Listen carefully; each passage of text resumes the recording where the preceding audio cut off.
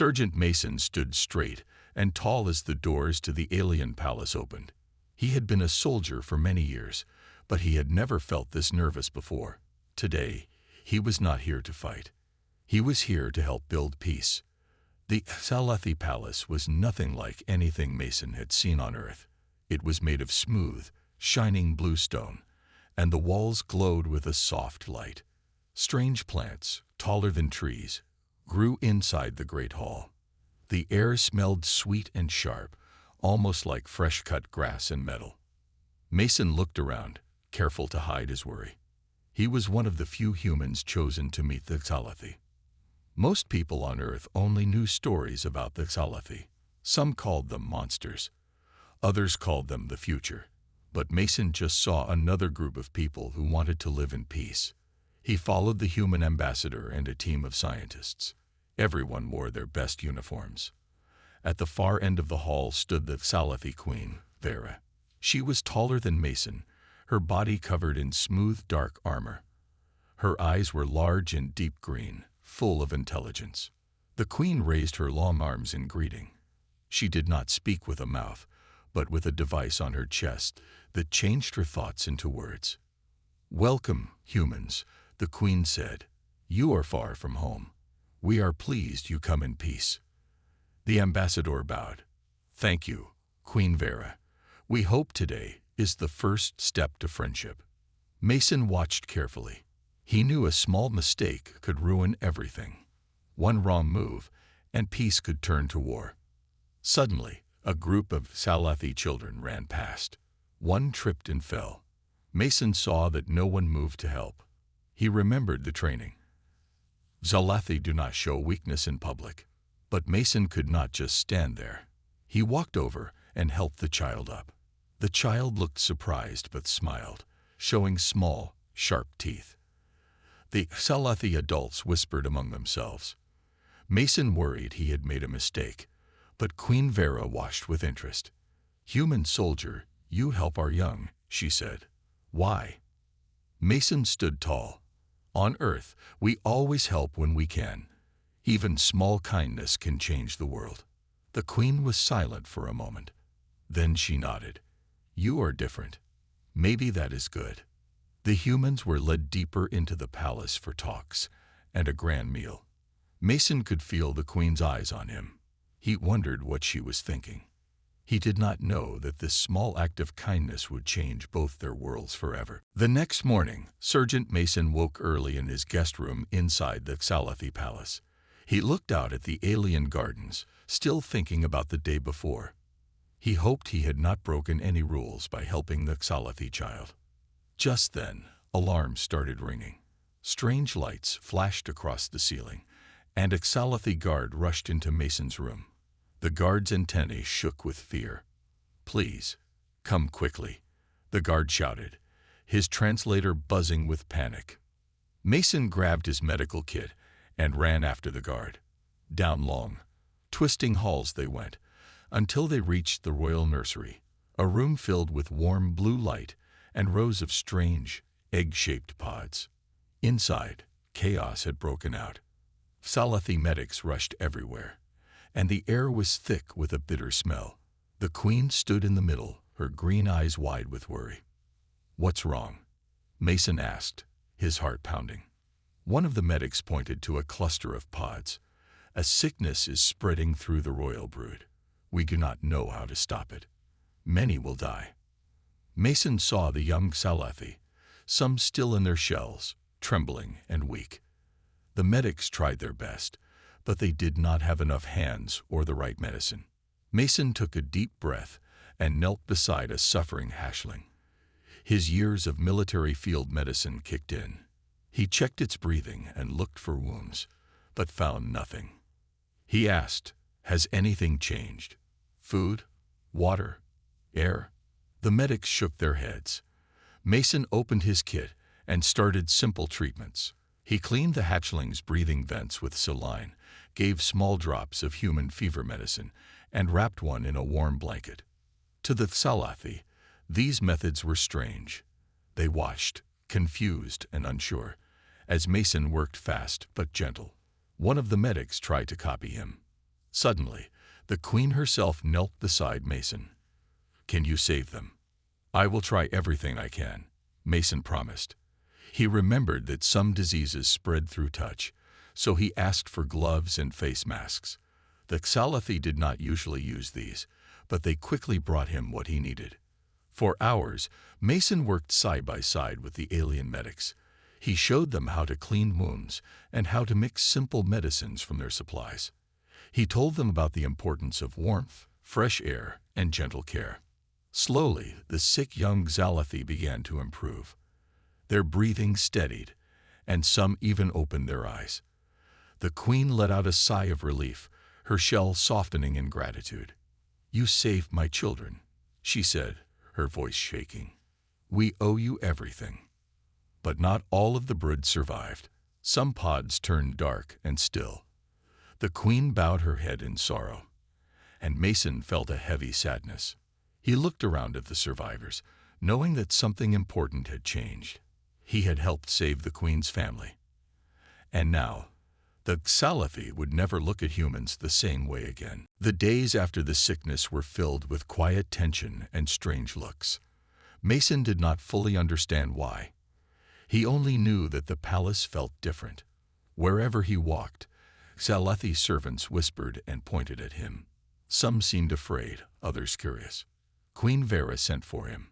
Mason entered the throne room, unsure what to expect. The queen was waiting with her advisors. She looked more tired than before, but her eyes were calm.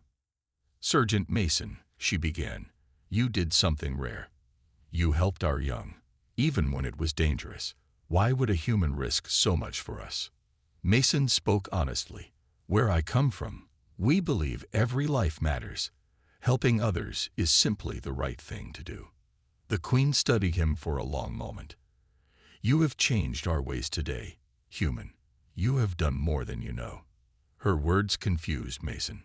Before he could ask what she meant, the royal medic entered the room holding a strange silver device.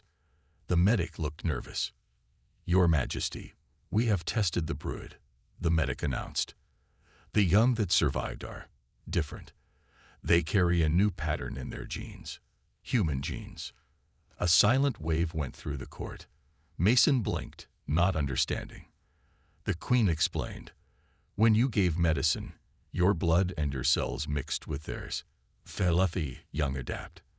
They take what they need to survive. Your help changed them at the deepest level." Mason was shocked. He had never heard of such a thing. On Earth, such a mix would be impossible. Here, it was real. A few advisors looked unhappy. "The royal brood must be pure," one whispered. "This is not our way." But Queen Vera silenced them. "Without Mason, all would be lost.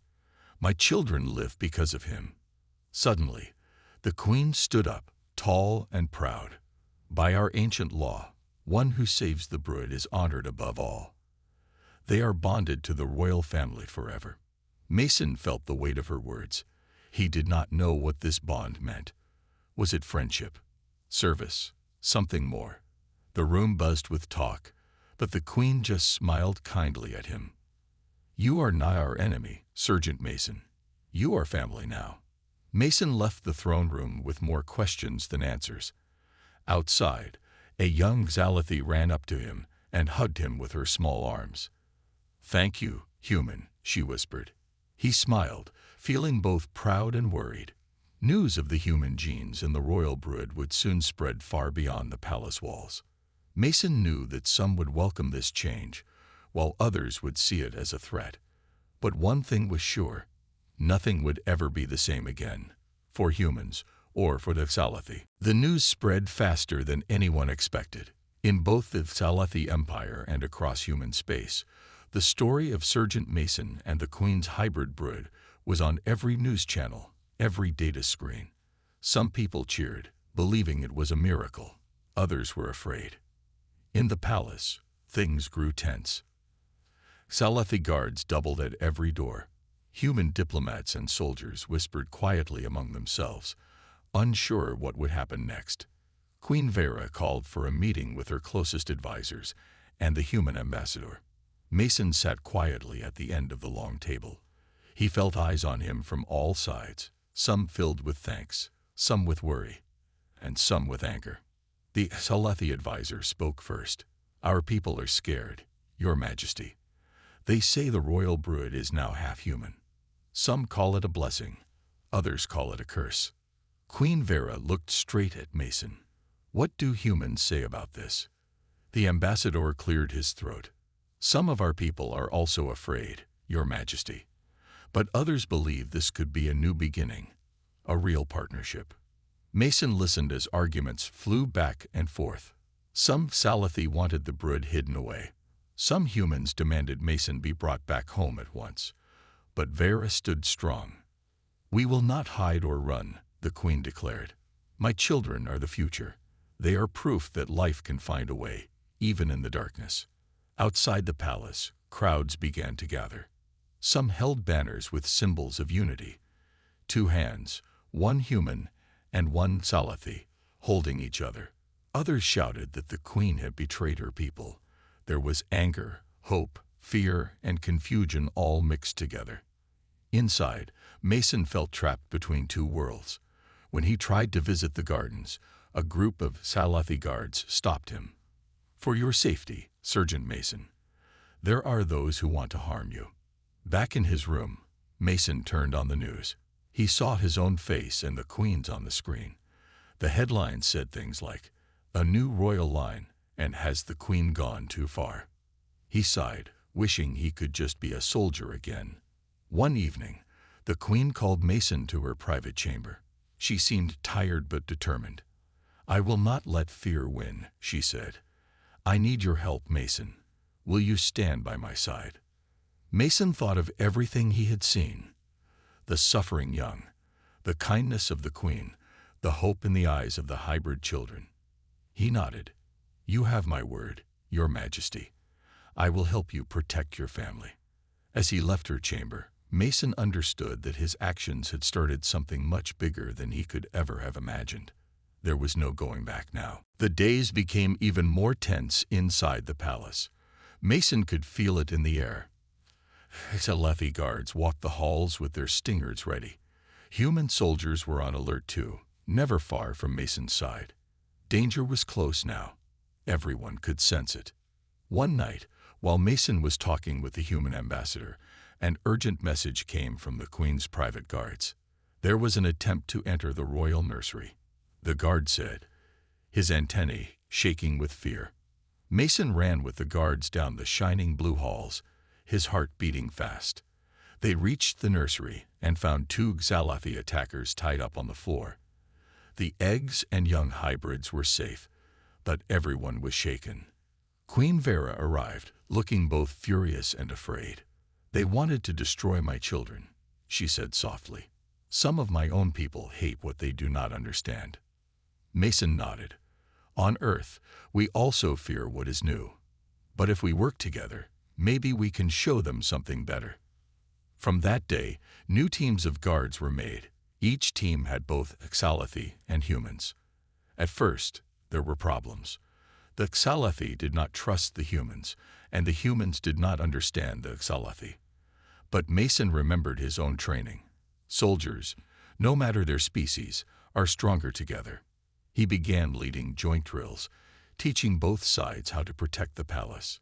He showed them human strategies and learned the Salethi's silent signals and clever traps. Sometimes, Mason even shared jokes or stories from Earth, and soon the Salethi guards began sharing stories too. Slowly, the walls of fear started to come down. The guards learned to work together. They laughed and ate together. Mason saw Salethi and human soldiers begin to trust each other. But outside the palace, the danger grew. More groups protested in the streets. There were loud shouts and sometimes rocks thrown at the palace walls. Some humans, worried for Mason's safety, asked for him to return home. Mason refused. "I gave my word," he told them. "I will protect the Queen and her children." One evening, Mason visited the nursery to check on the hybrid brood. The young hybrids were growing fast. One tiny hatchling reached out and grabbed his finger, chirping happily. Mason smiled, his worries fading for a moment. Queen Vera stood beside him. "They like you," she said. "You are family now." Mason looked at the queen, then at the children. "Maybe this is what the future looks like," he said softly. "Different people, different worlds, coming together." That night, as Mason walked the quiet halls, he felt a new hope rising in his heart. For the first time, he believed that peace was possible. But he also knew that the fight to protect it was only just beginning. The palace felt colder than usual. Queen Vera sat quietly, watching the hybrid hatchlings play. But outside, a storm was growing. A storm made of anger and fear. Not all Salathi accepted the change. Some leaders whispered in dark rooms. They said the queen had broken the sacred laws. They called the hybrid brood an insult to their empire. One of these leaders was General Theric, a tall warrior with sharp eyes and a hard voice. He believed the royal family must stay pure. He gathered a secret group of soldiers and nobles who wanted to remove the queen and take back the throne. In the palace, Mason noticed the change. Guards looked worried, and new faces appeared in the hallways, faces that did not smile. He spoke with Queen Vera. "Your Majesty, I sense trouble," Mason said. Vera nodded. "Theric grows stronger. He thinks the queen's brood is a threat. If he wins, he will destroy the hybrids." Mason clenched his fists. "Then we must stop him. Together." The queen looked at Mason with trust. "Will you help me gather allies? Humans and Zalathi who believe in peace." Mason agreed. He began meeting secretly with soldiers, scientists, and nobles who wanted change. Many were afraid, but some believed in the future the queen dreamed of. Meanwhile, General Theric's group spread fear. They told stories of how the hybrids would weaken the empire. Some Salathi began to doubt their queen. They whispered in the streets, and protests grew louder. One night, Mason and a group of loyal guards caught word of a secret meeting of Theric's rebels. The rebels planned to storm the palace during the upcoming Festival of Light, when most guards would be distracted. Mason hurried to warn the queen. "We have little time," he said. "They want to take your throne and destroy your children." Vera's eyes burned with determination. "Then we must be ready. This is a battle for the future of my people."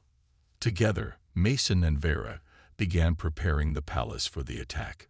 They trained soldiers, built defenses, and planned how to protect the young hybrids no matter what. At the same time, Mason kept reaching out to the people who feared change. He told them stories of hope and courage, reminding them that all life deserved a chance. As the Festival of Light approached, tension filled the air. The day that was meant for celebration might turn into a day of war. Mason looked at the queen and said, "No matter what happens, we fight for peace and a better world. The hybrids are our future. We cannot fail." Vera smiled, her voice strong. "Then let us show them the power of hope." The Festival of Light had begun. The palace was full of music, glowing lights, and hopeful voices. People from across the empire gathered to celebrate peace and new beginnings. But Mason knew danger was near. Hidden in the shadows, General Theric's rebels moved quietly. Their plan was to attack during the festival's grand ceremony, when most guards would be distracted by the celebration. Mason and Queen Vera stood together in the command room, watching the palace with careful eyes. "We cannot let them harm the brood," Vera said firmly. Mason nodded. "We must protect them at all costs. If the palace falls, everything we fought for is lost." Suddenly, alarms blared through the halls. The rebels had struck early. Mason grabbed his gear and rushed toward the nursery. The sound of clashing weapons echoed through the palace. Outside the nursery, Mason and the queen's loyal guards fought hard against the attackers. Mason used every skill he had learned on Earth and here in the Salathi Empire. The rebels were strong, but Mason's team was stronger because they fought for hope, not hate. Despite their efforts, the rebels pushed closer. The palace walls trembled with the battle. Mason saw smoke rising and heard distant screams. He knew they could not hold the palace forever. "Your Majesty, we must leave." Mason shouted. Vera hesitated but then nodded. The brood must live. Together, Mason and Vera led a small group through secret tunnels beneath the palace. The tunnels were dark and narrow, but they moved quickly, carrying the fragile hybrid eggs in special containers. The group emerged outside the palace walls, just as the rebels stormed through the main gates. The palace was lost. Mason looked back at the glowing towers. We will return, he promised. Vera's eyes burned with determination. We will rebuild. Together. They fled to a hidden fortress deep in the forests, a place where humans and Salathi could fight side by side. There, the Queen and Mason began planning their next move. Though tired and wounded, Mason felt a new strength.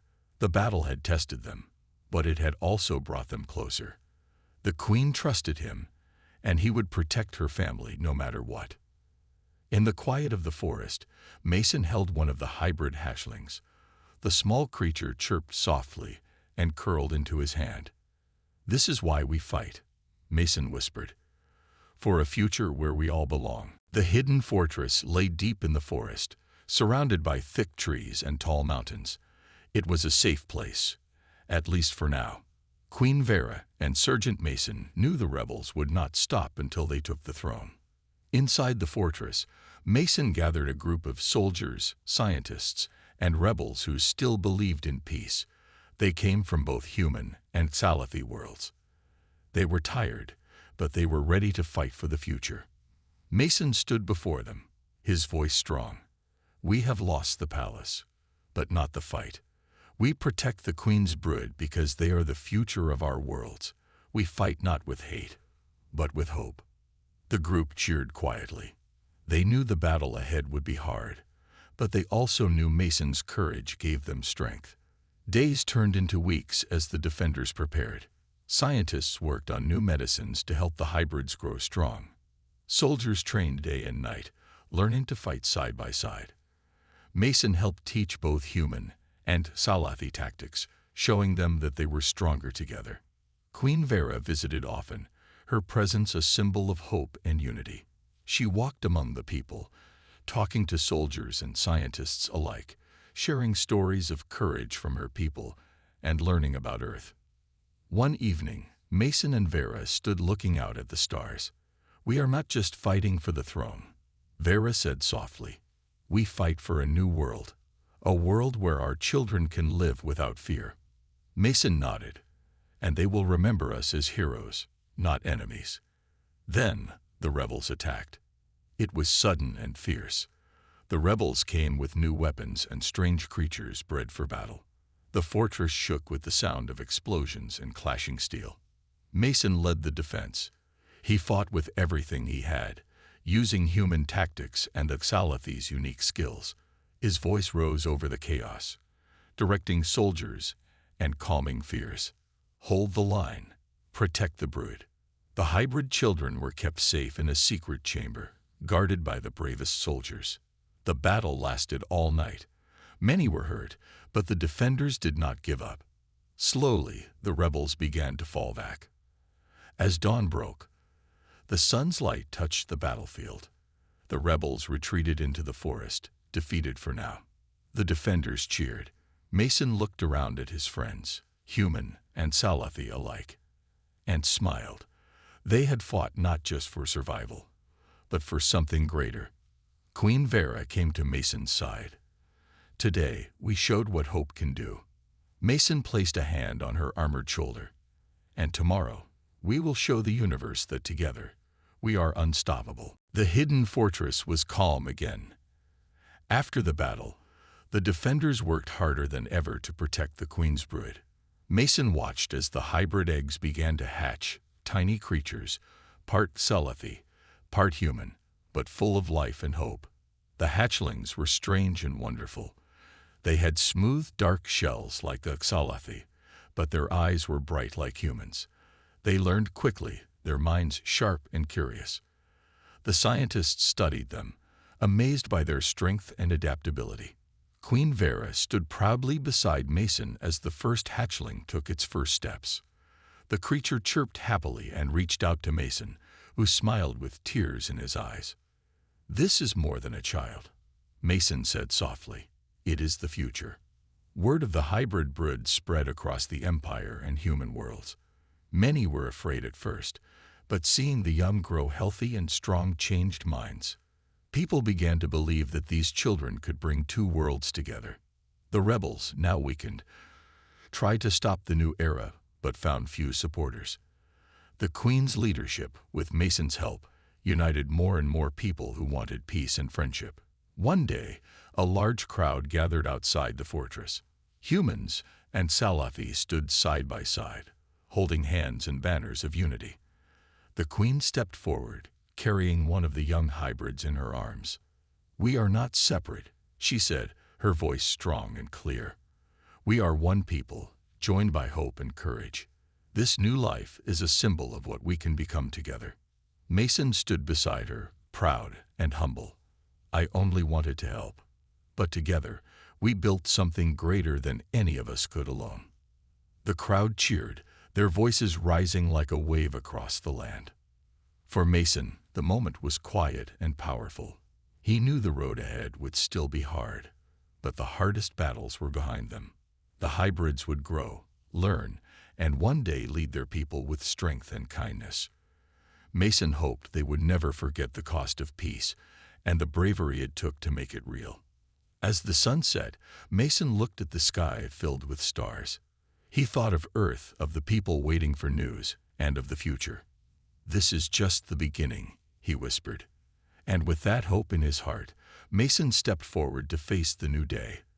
A day where humans and Salathi would stand together, stronger than ever before. The new day dawned bright over the Salathi forest fortress. Sergeant Mason stood beside Queen Vera as they watched the hybrid children play in the warm sunlight. Their laughter mixed with the calls of birds and the soft rustle of leaves. The world had changed. The bond between humans and Salathi had grown stronger than anyone had dared to hope.